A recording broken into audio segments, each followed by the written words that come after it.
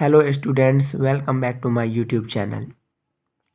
पिछले वीडियो तक हमने 220 क्वेश्चन कर लिया था। 350 हम लोगों को करना है कम से कम, जिसमें से 220 क्वेश्चन हो गया था। और अगर आपने पहले वाले दोनों वीडियो नहीं देखे हैं तो वो जाके अवश्य देखें और उसके बाद फिर आके ये वीडियो देखें। तो चलिए आज का वीडियो हम 221वां नंबर प्रश्न से शुरू करेंगे। तो शुरू करने से पहले हम आपको बता देना चाहते हैं कि अगर आपने अभी तक हमारे वो दोनों वीडियो नहीं देखे हैं तो वो दोनों वीडियो को देखिए ही और लाइक कीजिए, चैनल को सब्सक्राइब कीजिए और बेल नोटिफिकेशन को दबाइए ताकि सारे नए वीडियोस आप तक तुरंत पहुंच सके। और हम नए वीडियोस लगातार अभी इस चैनल पर डालते रहेंगे क्योंकि इस समय एग्ज़ाम का दौर चल रहा है और आप लोगों का इससे काफ़ी सहायता होगा, इस बात की हम उम्मीद करते हैं। और हाँ, हमने आपको तो 100% गारंटी दे ही रखी है कि अगर आपने ये सारा याद कर लिया और कोई सा भी मॉडल सेट खरीद के उसमें से याद कर लिए तो आपका एक भी सामाजिक विज्ञान में एक भी क्वेश्चन नहीं छूटेगा ऑब्जेक्टिव में। तो चलिए इसी बात के साथ हम अपना आज का सेशन स्टार्ट करते हैं। तो हम लोग 221वां नंबर प्रश्न है जो कि वेरी इंपॉर्टेंट VVI क्वेश्चन है। भारत में योजना आयोग का गठन कब किया गया था? तो भारत में योजना आयोग का गठन 15 मार्च 1950 में हुआ था। 15 मार्च 1950 में भारत में योजना आयोग का गठन हुआ था। सतत विकास का उद्देश्य क्या है? तो सतत विकास का उद्देश्य है अपने लिए और अपने आने वाले संतति के लिए। यहाँ पे आने वाले लिखना छूट गया है, आने वाले संतति के लिए, अपने वाले और अपने आने वाले संतति के लिए होगा। अंतर्राष्ट्रीय व्यापार संबंधी नियमों को निर्धारित करने वाला संस्था कौन है? तो अंतर्राष्ट्रीय व्यापार संबंधी नियमों को निर्धारित करने वाला संस्था विश्व बैंक है। 224वां नंबर प्रश्न है, नदियों में बाढ़ आने का प्रमुख कारण क्या है? तो वर्षा का अधिक होना। वर्षा का अधिक होना नदियों में बाढ़ आने का प्रमुख कारण है। सेफ्टी लैंप का आविष्कार किसने किया था? तो सेफ्टी लैंप का आविष्कार सर हम्फ्रे डेवी ने किया था। 1915 में किया गया था आविष्कार। इंग्लैंड में सभी स्त्री और पुरुषों को वयस्क मताधिकार कब प्राप्त हुआ? तो इंग्लैंड में 1881 में सभी स्त्री और पुरुषों को वयस्क मताधिकार प्राप्त हुआ था। बम्बई में सर्वप्रथम सूती कपड़ा के मिलों की स्थापना कब हुई? तो 1854 में बम्बई में सर्वप्रथम सूती कपड़ा मिलों की स्थापना की गई थी। 228वां नंबर प्रश्न है, भारत में Tata hydro electric power station की स्थापना कब हुई?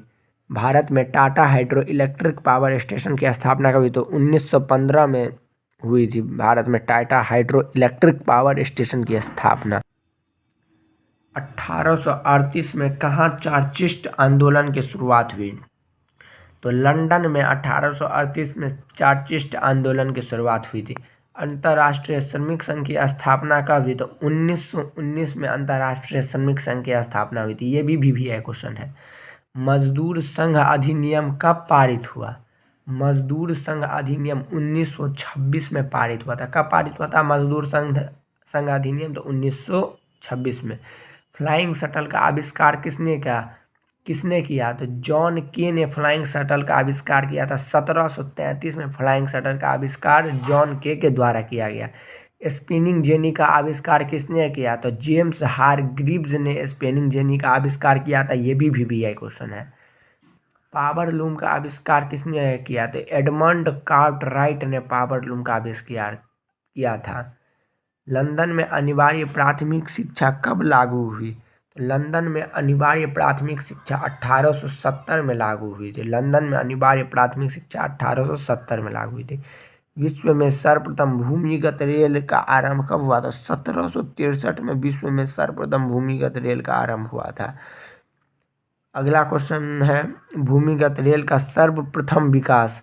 भूमिगत रेल का सर्वप्रथम विकास कहाँ हुआ था?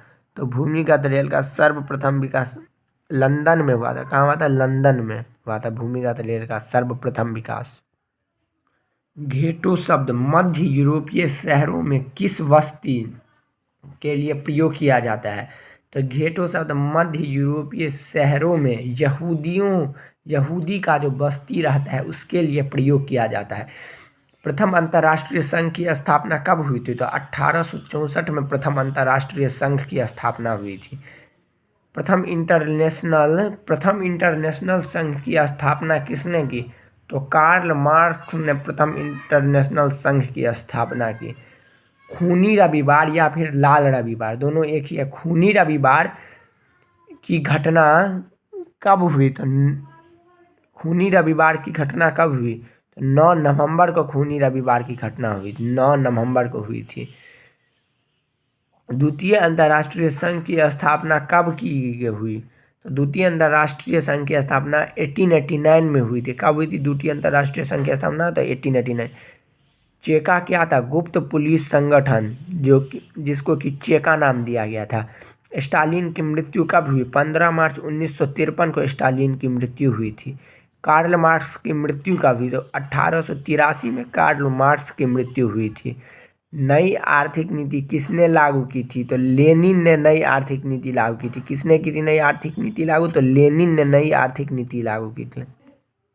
अगला प्रश्न है, अंकोर वाट का मंदिर कहाँ स्थित है? तो कंबोडिया में अंकोर वाट का मंदिर स्थित है। हिंद चीन पहुँचने वाले पहले व्यापारी कौन थे? तो पुर्तगाली। हिंद चीन पहुँचने वाले पहले व्यापारी कौन थे? तो पुर्तगाली थे। राष्ट्रीय आय की गणना की विधि क्या है? राष्ट्रीय आय की गणना की विधि क्या है? तो 3 विधि है इसका। पहला उत्पादन गणना विधि, दूसरा मूल्य योग्य विधि, तीसरा व्यावसायिक गणना विधि।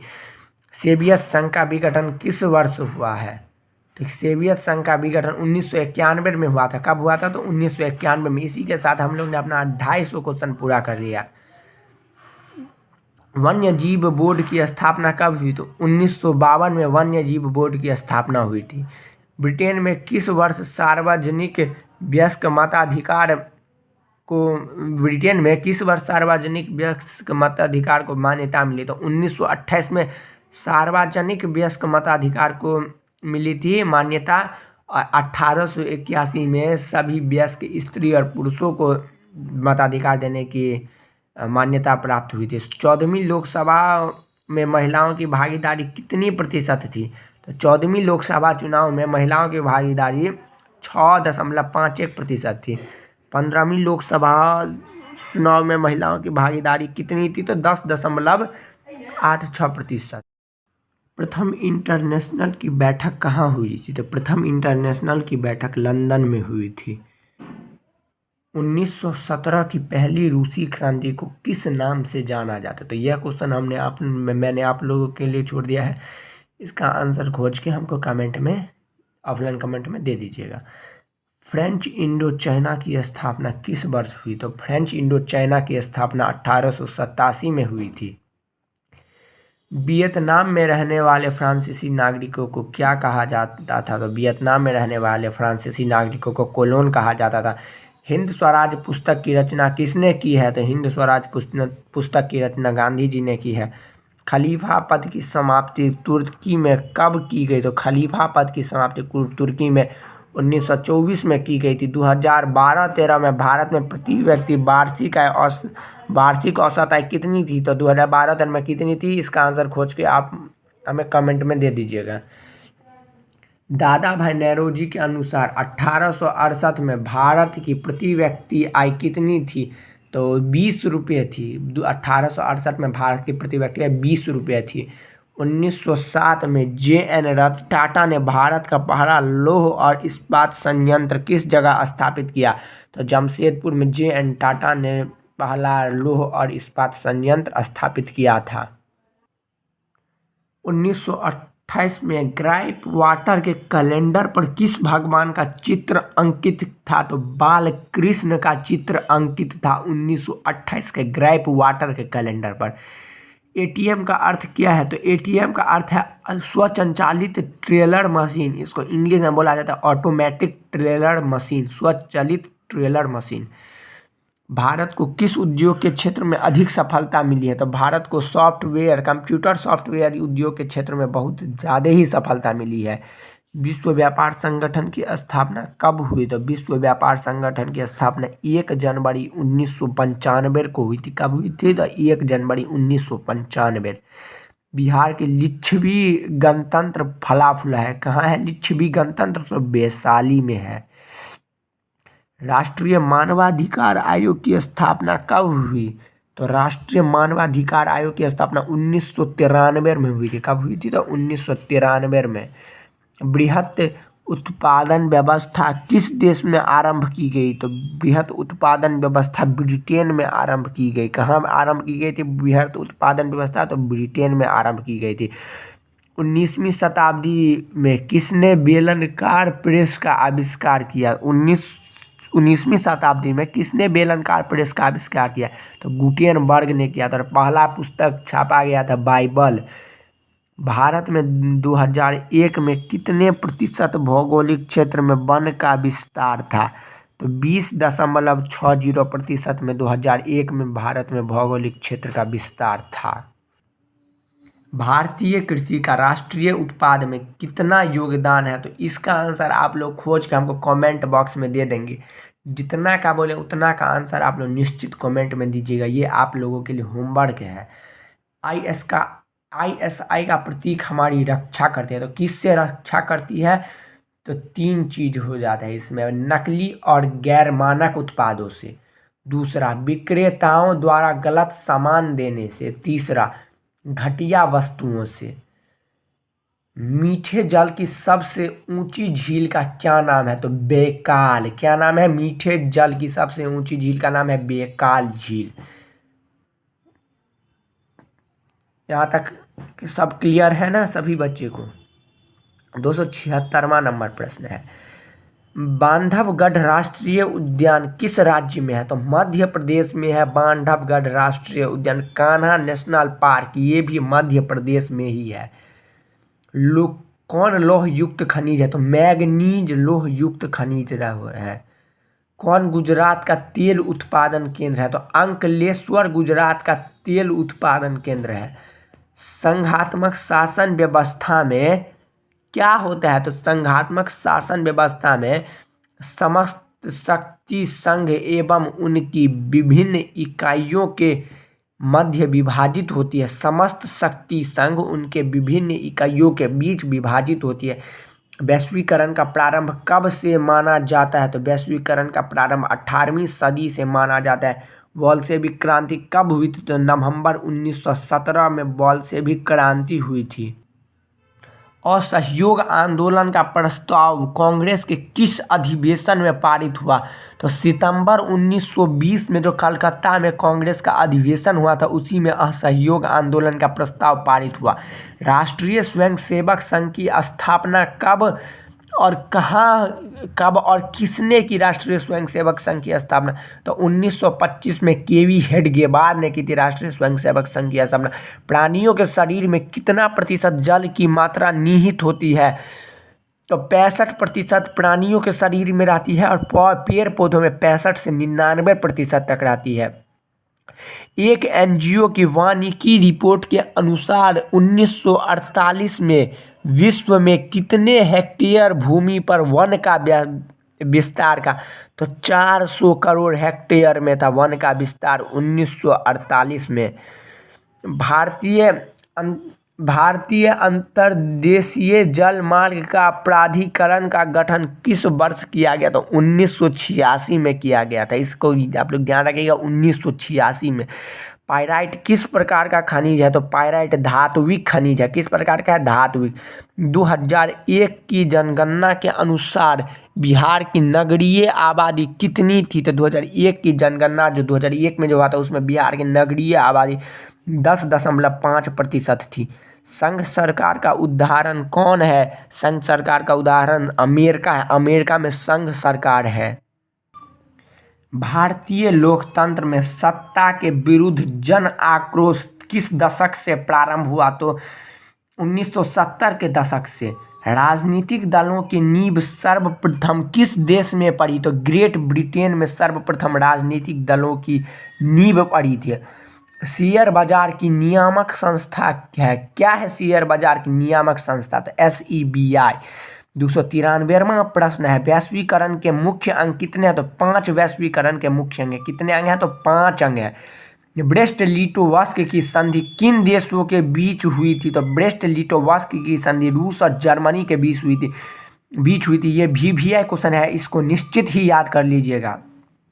मार्च 1946 में फ्रांस तथा वियतनाम के बीच होने वाला समझौता किस नाम से जाना जाता? तो मार्च 1946 में जब फ्रांस और वियतनाम के बीच समझौता हुआ था, उसको तीन नाम से जाना जाता है। पहला तितसीन, दूसरा कैंटेन, तीसरा हो ची मिन्ह नाम से भी जाना जाता है। एक्ट ऑफ यूनियन किस वर्ष पारित हुआ? तो एक्ट ऑफ यूनियन 1707 में पारित हुआ था। कब पारित हुआ? 1707 में। सेडाओ के युद्ध में किसकी पराजय हुई थी? तो सेडाओ के युद्ध में ऑस्ट्रिया की पराजय हुई थी। किसकी हुई थी पराजय? ऑस्ट्रिया की पराजय हुई थी। रूस में नई आर्थिक नीति की शुरुआत किसने की? तो रूस में नई आर्थिक नीति की शुरुआत लेनिन ने की थी। किसने की थी? लेनिन ने रूस में नई आर्थिक नीति की शुरुआत की थी। तो आज का ये क्लास तब हम यहीं पे समाप्त करना चाहेंगे। 350 प्रश्न में 298 प्रश्न हम लोगों ने कर लिया है। अब एक और वीडियो में उसको हम निश्चित पूरा करने का कोशिश करेंगे।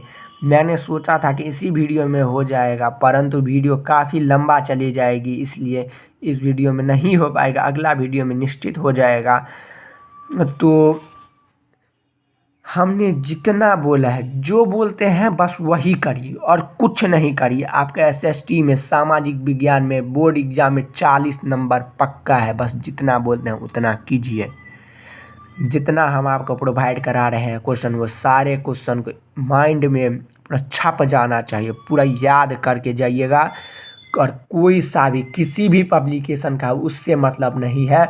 मॉडल पेपर उस किसी भी पब्लिकेशन का खरीदिए, उसका ऑब्जेक्टिव शायद 400 ऑब्जेक्टिव रहता है, वो याद कर लीजिए।